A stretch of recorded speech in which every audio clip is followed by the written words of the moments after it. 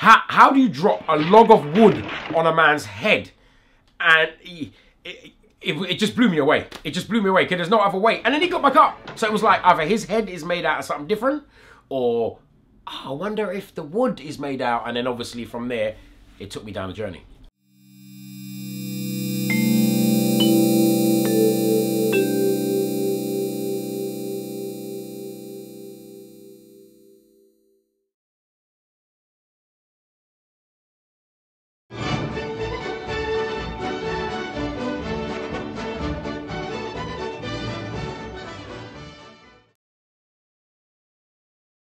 I was very young.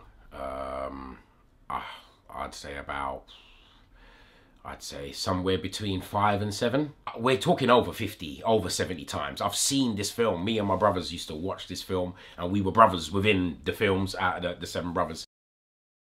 You've got 7 brothers that live way out in the Oregon mountain in the early 1850s. They were named Adam, Benjamin, Caleb, Daniel, Ethan, Frankincense, and Gideon. Adam, Benjamin, Caleb, Daniel, Ethan, Frank, and Gideon. They were all over 6 foot, all redheads. Their mum and dad died when they were young, and they were raised by their older brother. So Adam Ponapee's coming into town, and he decided that he gonna get himself a bride. You wouldn't have a wife under the counter there. I'm looking for a wife. Because he ain't looking after these brothers. The cooking, the cleaning ain't working for him. He goes for all these different women, singing a song. It's what we do for his wife, and as all these girls pass by. Then he see Millie. She was there mooking this cow. Adam Ponapee, man, just walked over just like he was from the West Indies or something like that. But he had red hair, and he just leant over the cow and just said, how about marrying me? All done. He gets himself a wife, goes back basically, then she meets the family, which he never said that he had the family. Must have been the wedding threw it out of my mind. And she now realizes that she left whole towns full of people who relied on her, and she's now ended up in the woods with no one around her with these 7 slummocky backwoodsmen. And she then goes on a quest to change them.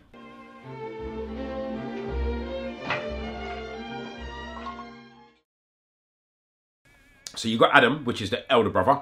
He's the leader of the family. Then you got Benjamin. Story-wise, Benjamin is the next line brother. So he's big, he's strong, ain't too bright. Then you got Caleb.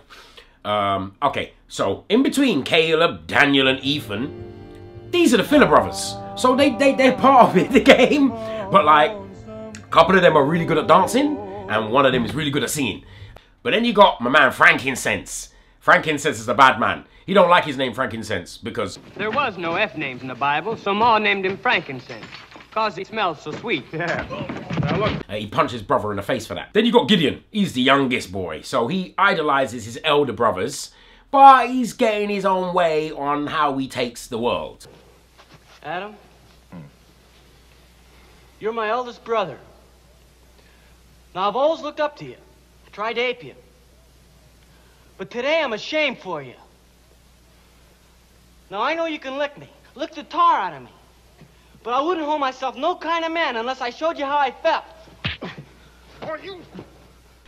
They're tight. They're really tight, but they are what they are, which is brothers with no sort of education other than chopping cheese and herding cattle and playing with sheep. I don't recall ever seeing them before. They're strangers to me. 7 of them. And all as tall as church steeples. It's Millie! These girls are, they're there, but there wasn't really written in a big way. But the sister-in-law now, Millie, Adam's wife, now she's a force unto herself. If you're gonna act like hogs, you're gonna eat like hogs. She's strong. In one day, she turned around and said to Adam, You don't want a wife, Adam. You want a cook, a washerwoman, a hired girl. So he said, yeah, well, that's the truth. But you're pretty, you know. If she's got eyes that are bluer than cornflowers, and hair the color of wheat in the sunshine, he counts himself real fortunate. So she was like, yeah, whatever. Anyway, you have to sleep outside. So that was from the night. So she set herself up from there. Are you ready? Yeah! Let's go! The main big barn fight sequence was magical. The gist of it is, You've got 4 sides of this building. It's a barn. Each team of 7 to 8 people raise their own barn side. Whoever raises the side the quickest will get a fancied Annabelle, which is a goal. Millie has told these guys to be cool, and the townspeople provoke them.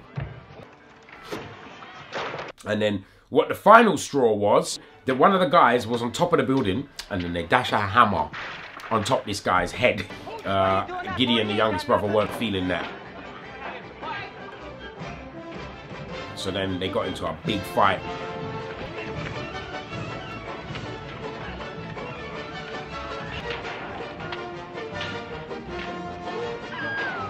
And mash up the whole townspeople.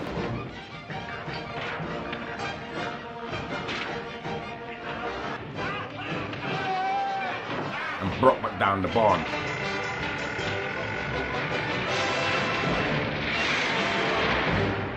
It was a bad boy scene, and the 7 brothers were left standing. And I think they said it took 2 weeks to shoot. Yeah, most of the sequence was taken up with that sequence itself, the barn sequence. It was a massive sequence.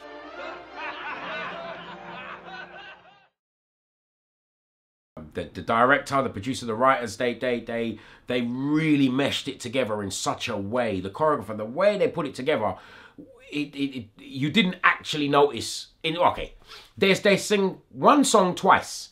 So Millie sings it, and then Howard Keel sings it. Yeah, Jane Powell and Howard Keel. And it was just in that alone, when she sang it, it was beautiful, nice, and really emotional.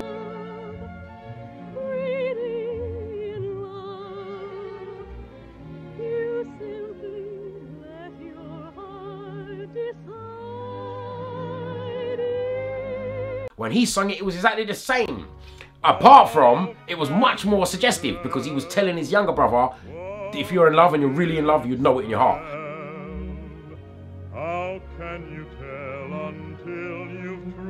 Millie was in the background thinking, this is brilliant. Wait for that kiss, you're certain of. But then, as the song finished and you think this is a wonderful moment, Adam goes, if you don't get this one, there'll be another one to come along. One woman's pretty much like the next. Come on, let's go feed the stock. And obviously, from there, Millie was kind of hurt. You see how the songs can work? Even if you're hated, even if you're appeared by regular standards to be dumb, and even if you're unwanted, life still has a way to make things work out for you. And it did. This film has not only set me on a quest of acting, stunt direction, this film is just hands down, in my opinion, phenomenal. The fuse between she wouldn't dare dialogue, Wouldn't I? action, choreography, and the interaction with everything and all the set pieces around them. Yeah, you can't beat that. You can't beat that. It's so technically sound, I can't be embarrassed. I can't be. A man is singing like a man in tenor or in baritone, and the female is singing in a soprano. They are singing how they sing. So there is no gender mix-up in that respect.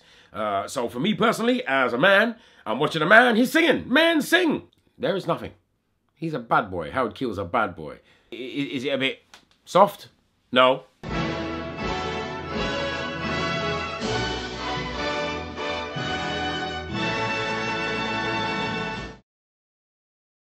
Bless your beautiful hide wherever you may be.